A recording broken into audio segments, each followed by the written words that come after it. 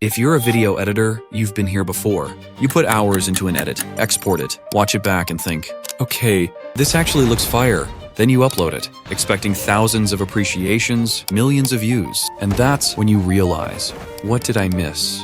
The edit isn't the problem, your perspective is, because you see the effort. You remember the late nights, but the audience, they only see what's on the screen. And that's where so many editors get stuck. If you want to take the next step, you need to drop one thing.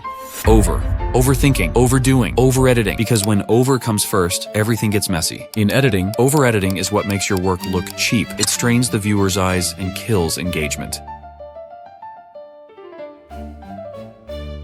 Doing less, on the other hand, feels clean. That's what the viewer's eye catches easily. If you want to make viral content, you need a clean, creative flow. That's what actually drives engagement. Just look at $1,000 commercials. Why do they feel so premium? Is it the budget? No, because they do less. It doesn't matter what software you use. Food tastes better when you use the right ingredients, not fancy tools. So today, let's see how to turn your boring-looking edits into something that feels expensive.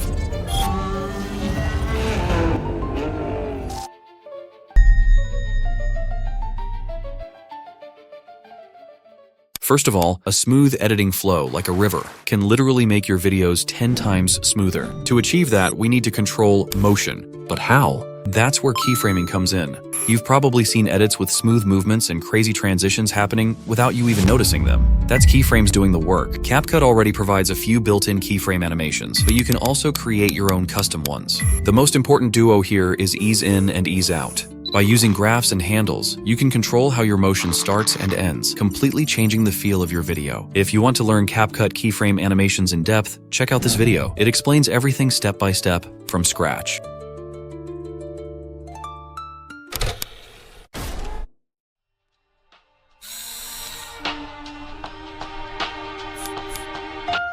Sound design is what can bring a dead edit back to life. Think about it. When you watch a movie or play a game, imagine it with no sound.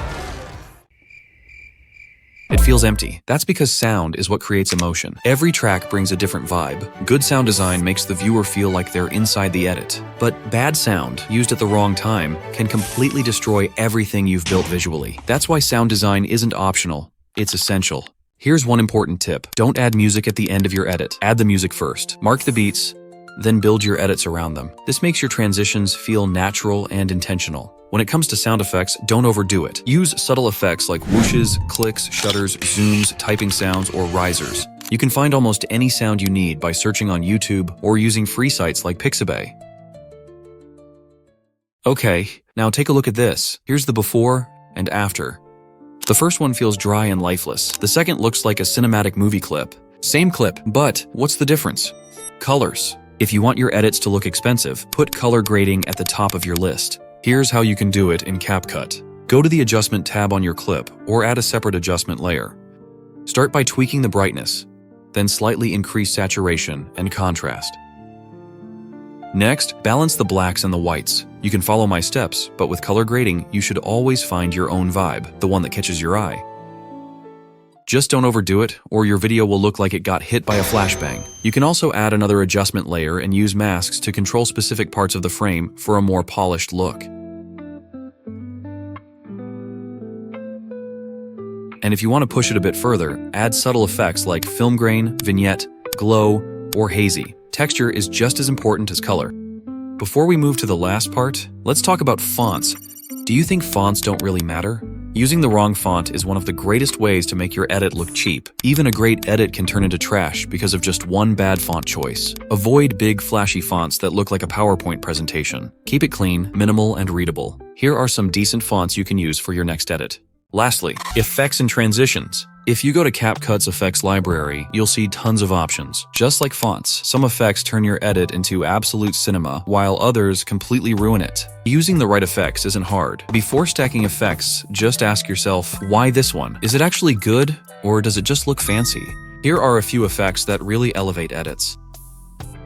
Same goes for transitions. Instead of doing this, you'll find much better transitions in tabs like light, mask, camera, and overlay. Give them a try next time. So, that's it for now. If your edits don't look good, it's not a skill issue. It's how you use your skills. Try these tips and you'll get better. I've linked some fonts and sound effects you might want. Check the description. See you next time.